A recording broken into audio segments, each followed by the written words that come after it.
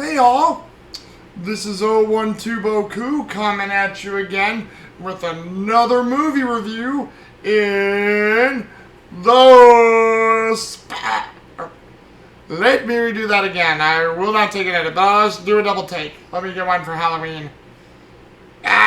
Spoiler zone.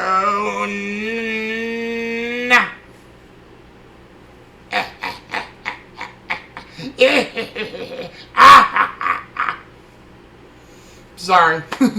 Because on the day I'm filming this, it is Happy Halloween to you all out there.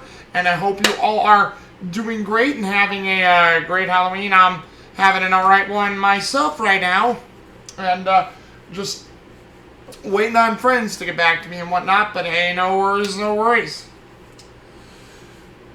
But today, I figured since I have a little bit of time, I would talk to you about a movie that was named, well, actually it's from, oh, that's upside down, because I have to put it like this, the Clint Eastwood movie collection. And as you guys see it there, because I don't want to handle the actual thing, the Clint Eastwood movie collection, which has 35 of his films, and the one film I am talking about today is the one espionage film I forgot to talk about to you guys, the one that I watch after all the James Bond films, and the ones that sort of precede it, and that is Firefox from 1982, the one espionage film that Clint Eastwood directed and did in 1982.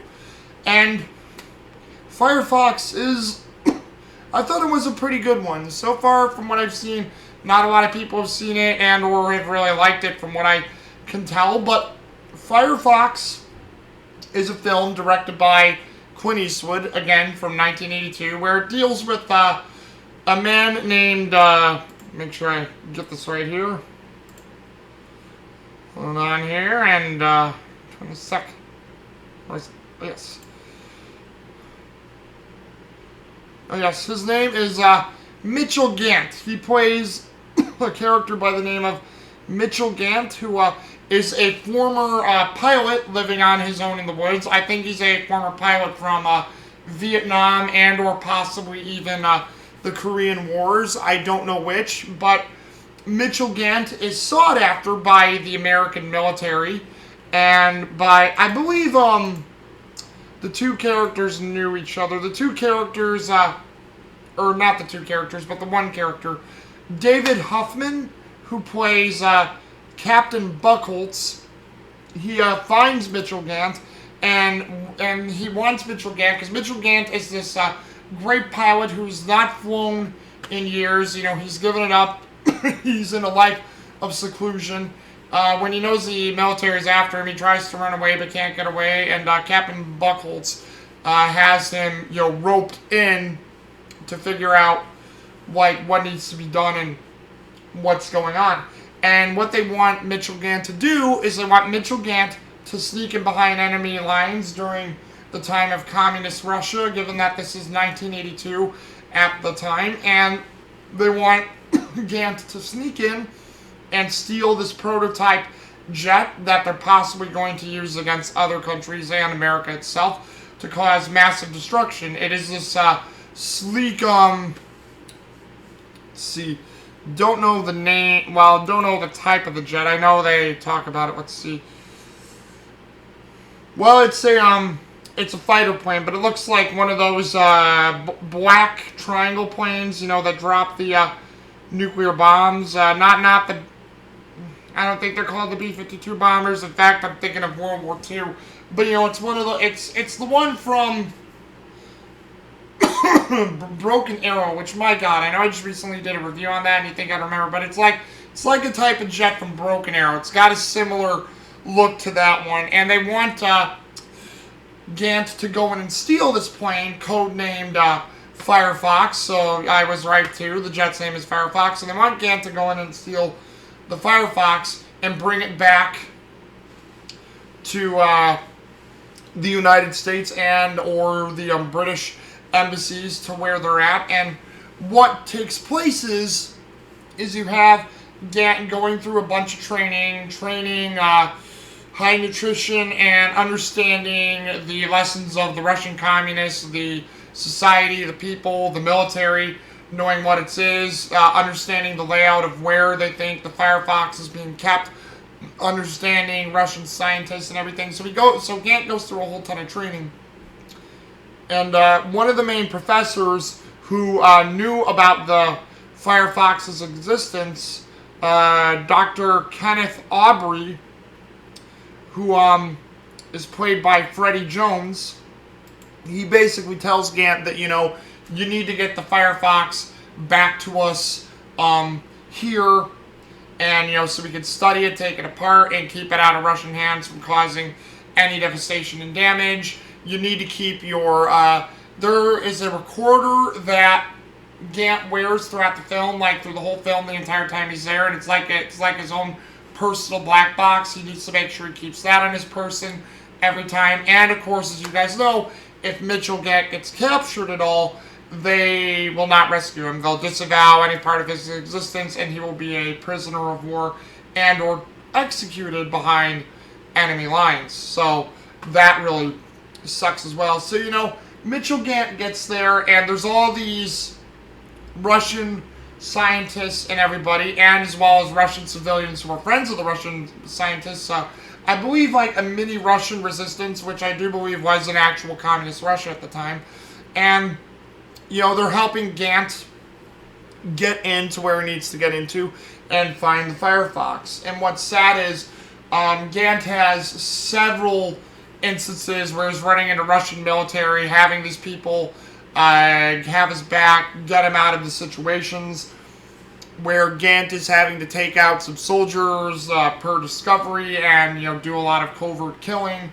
Or, well, not a lot, do some covert killing and some covert cover-ups. And sadly, as you can tell, the scientists and the civilians helping Gant out go so far to help Gant and sneak him into the base and to have him take out the pilot on the Firefox and get the plane that it cost them their lives. There's one man who was a truck driver who ends up getting chased down by the Russian military, and I don't know if he gets killed by dogs because there's dogs chasing him, or if he gets shot, but you see a part where he's really injured badly and he sees the Firefox fly away, and then that's the last we see of him, and it's presumed he's dead.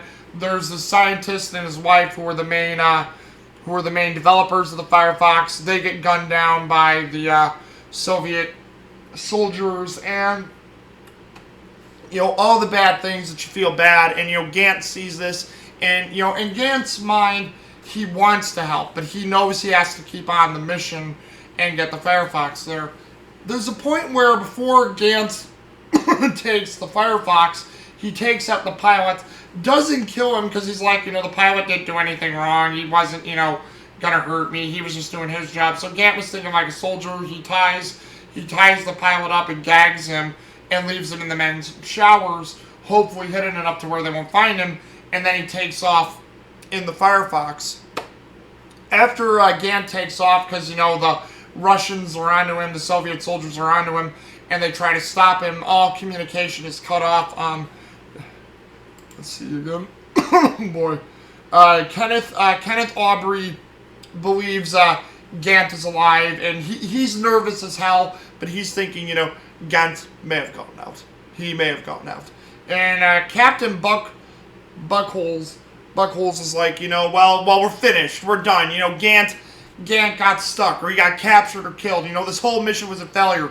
It was dangerous. We shouldn't have involved him. And I mean, Captain Buckholes comes out as a bit of a jerk here, and sort of goes on a bad scathing rant about his friend. But again, you can understand with a mission this big, it's hard to keep a straight face and keep everything the way that it needs to, because it's not particularly easy, and it's really just hard. But in a way, when they find out the truth that Gant has the Firefox, they're all celebratory, and Captain Buckholes calms down and stuff like that. But that's usually the thing. So towards the end of the film, Gant is trying to get the ship to the base, but little did they know that the Soviet soldiers found the pilot, and the pilot gets into another type jet and, is setting off to destroy the Firefox as well as Gant before Mitchell Gant gets it to where he needs to be, which leads to a pretty damn cool down and out firefight and cat and mouse chase between the two, which is a really cool ending of the film. And Mitchell Gant actually triumphs over the Russian pilot, takes him out, and I think Gant took out a couple other Russian installations while he was flying the thing, like a communications center and a couple other things, so he wouldn't be discovered by the military, and or they intercepted him in some way. So I remember Gant took out a few more things other than the pilot, but there was a cool cat and mouse chase between him and the Russian pilot, and firefight, which was a really cool end to the film. And I mean, you get the idea that Mitchell Gant gets the film to the military and they decode the secrets of the Firefox. So I mean, all in all, a basic plot, but a pretty good action espionage movie, full of good stuff, written pretty well, acted pretty decently. Again, it shows the bad side of communistic society, which in my opinion definitely is not a good thing. I know, I'll say on a little side note here, I know there are a lot of people in this country who want communism, but guys, films like Firefox, Hunt for Red October, Chernobyl, I know I mentioned that, I think, in the last video. Chernobyl is a phenomenal series, and if you think communism is a good thing, watch that show, and, you'll change your mind on that, I believe. But, yeah, it just shows the bad parts of communistic society and how advanced they were, how we were trying to beat them at their advancements, which is true. We were trying to keep ahead of the Soviet Union during the arms race of the 50s, 60s, 70s, and 80s. We were trying to keep ahead of them the entire time, just to make sure if they attacked us, we could attack back, and, the MAD, mutually assured destruction whole thing, which, thank God, nothing really came from. But, all in all, just, a great film. The effects are pretty good. They're really cheesy by today's standards. Firefox has not aged well as a film. It's sort of like wax of things, but, it's got great lines from Clint Eastwood, great moments in the film, good action. You feel bad for the Russian civilians helping, Mitchell Gant in this film. Again, Clint Eastwood plays a great main character, and that's what I'll get into now. Again, I will get into the character breakdown for you guys, because I will give you 3 characters of note, and obviously 3 characters is Mitchell Gant, Clint Eastwood, great character, hard character, I believe shows signs of post-traumatic stress disorder in this movie, calm under fire, but yet you see it in his eyes when he's nervous. He feels bad, you see it in his face when people get killed. He's saddened by it, but Clint Eastwood just knows how to play those characters cool under fire and keep his emotions in check, and he's just a great character of Mitchell Gant. Definitely an anti-authoritarian type, probably didn't want anything to do with the military after Korea/Vietnam, whatever he was in, and he just didn't want to have any part of it, but he did his duty for America, because, if there's anything I've probably believed about Clint Eastwood when he watches documentaries and see how he is in real life, he definitely is an American patriot, in my opinion. So, that comes out really well in this movie as Mitchell Gant. Freddie Jones, who plays Kenneth Aubrey, really good actor to play Kenneth Aubrey, showed the intelligence, showed the great way of the Firefox, how he explained everything, definitely came off very professionally, very smart, played it off really well. Captain Buckles, blanking on the name again, David Huffman, who played Captain Buckles, came off really nice as a friend of, Mitchell Gant, played it really well as, this upbeat guy, and then not really having any love for communism, the Soviets, and really, wanted to get his hands on the Firefox. And like I said, the one part I don't like about Captain Buckles is David Huffman really comes off as such a jerk when he thinks the mission's failed, and it's like, so you basically, and I always look at that and say, so you use Gant as a guinea pig, and it's like, you know, you treated Gant as your friend, but then Mitchell Gant was just an expendable asset for you guys to throw away if anything went wrong. So I'm like, that really sucked. But David Huffman played Captain Buckles really well. That I enjoyed his character too. So those are the 3 characters of note. And now, let's see. Time to give you guys a bit of the review. And let's see. Do we have a... no, we do not have a critic consensus to read for you. But, I will give you one... since I'm trying to make these quicker, I'll give you one negative and then one positive review. The one negative review, rotten review, is from Bruce McCabe of the Boston Globe from April 27th, 2018. And, let's see. Clint Eastwood's failure to realize his material makes Firefox more sluggish and phlegmatic than it should be. Great diction, but, I mean, I don't agree with that at all. I thought Firefox was a great film from beginning to end. There are a few sluggish parts and some parts that don't make too sense, but it doesn't take away, to me at least, that much from the movie. So again, I think these are people just hitting on like more action films that Eastwood did, because a lot of Eastwood's action films, if it wasn't Dirty Harry, people did not seem to like it. But what I liked about Clint Eastwood was he plays a lot of his same type of characters, hard-edged man, but he gives it different depth each time for every character that he plays, and that's what I love about Clint Eastwood. And, you know, it was basically the same for Mitchell Gant. And then the positive review, and I was shocked about this one, is from October 23rd, 2004, from Roger Ebert of the Chicago Sun-Times. And his was positive, believe it or not. And he quotes, Firefox is a slick, muscular thriller that combines espionage with science fiction. The movie works like a well-crafted machine, and it's about a well-crafted machine. That is the best way I could explain it, and that is well done, Roger Ebert. And hey, you like something of mine. Holy shit!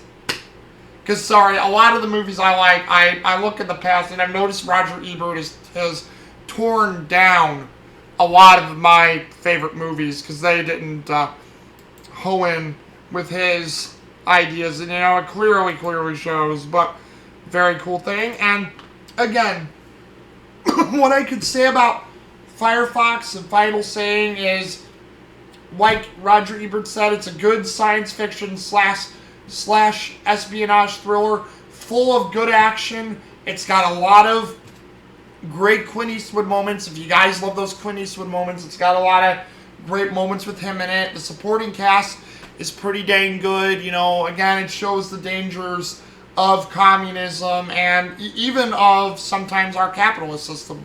Sometimes, which I think is a good thing, but, you know, the greed part, I don't know. But believe me, I still believe capitalism is the way to go 100%, guys.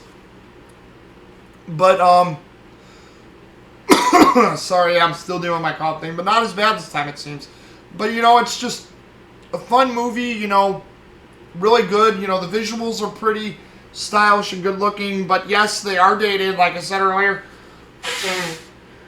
They are pretty dated. It does look like some of the scenes are done by claymation, and what doesn't help the film is a lot of the dogfighting take place on snowy mountains, and you can sort of see the effects just look really weird. But again, you know, this is supposed to be a very fast prototype plane, so I mean, the action is really good enough to not let you be bothered by that. And then, you know, it doesn't, like, bother me, and it doesn't take away from anything. And, you know, so all in all, a good movie. But have you guys seen... Oh, yeah. And I would rate this movie... I'd give it a good solid 8 or 9 out of 10. Between those two numbers, 8 or 9 out of 10. But, more importantly, what do you guys think of Firefox? Have you seen Firefox? Would you like to? I mean, if you guys are about, like, espionage films, it's a good film. I would suggest it. See it, watch it, think what you think of it. Or once again, are you not a Clint Eastwood fan? Would you not like this film at all? Are you not one for espionage? Just once again, leave any thoughts and stuff about this review that I've done in the comments, and I would love to, if I could, possibly get a discussion going with you guys. So until then, This is 012Boku coming at you with a spoiler zone review in the spoiler zone itself for the nice creepy crawly bits of happy Halloweeny la la la la la. Sorry, I don't know what that was about. But, you know, anyway, I will see you guys again for another review. And until then, deuces.